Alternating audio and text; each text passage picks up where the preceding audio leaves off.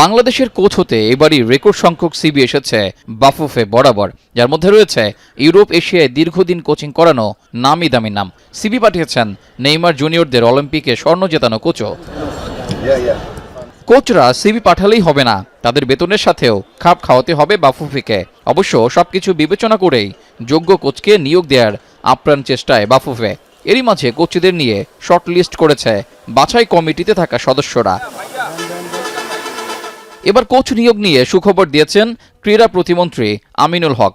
অর্থের যোগানে সহযোগিতা করতে প্রস্তুত ক্রীড়া মন্ত্রণালয়। সেক্ষেত্রে বাফুফেকে আনুষ্ঠানিকভাবে মন্ত্রণালয় বরাবর চিঠি পাঠাতে হবে বলে জানিয়েছেন প্রতিমন্ত্রী। ফুটবল ফেডারেশন আসলে অফিসিয়ালি এখন পর্যন্ত আমাকে কিছু জানায়নি, আমি বিষয়টার সম্পর্কে ওয়াকিবহাল না। সো যদি এই ধরনের কোনো সমস্যা ফেস করে, সেই ক্ষেত্রে যেহেতু আমাদের মূল লক্ষ্য হচ্ছে বাংলাদেশের ক্রীড়াঙ্গন, সেটা ফুটবল হোক, ক্রিকেট হোক বা এক্সওয়াইজেড যে কোনো স্পোর্টস হোক, সেই ক্ষেত্রে আমরা আলোচনার মাধ্যমে অনেক সমস্যার সমাধান করতে পারি।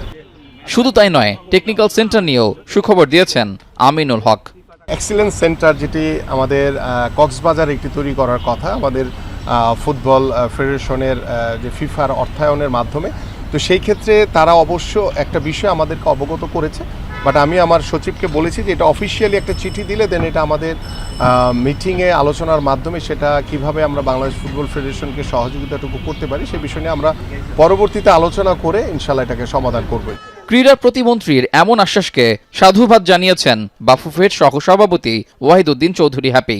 আমি এবং প্রেসিডেন্টকে উনি মিনিস্ট্রিতে যেতে বলেছেন, সেখানে আমরা ওনার সাথে যে কথা বলে আমাদের যে টেকনিক্যাল সেন্টার বা এনাদার যে সমস্ত ইয়েগুলো আছে সবগুলোই উনি সমাধান করে দেবে বলেছেন।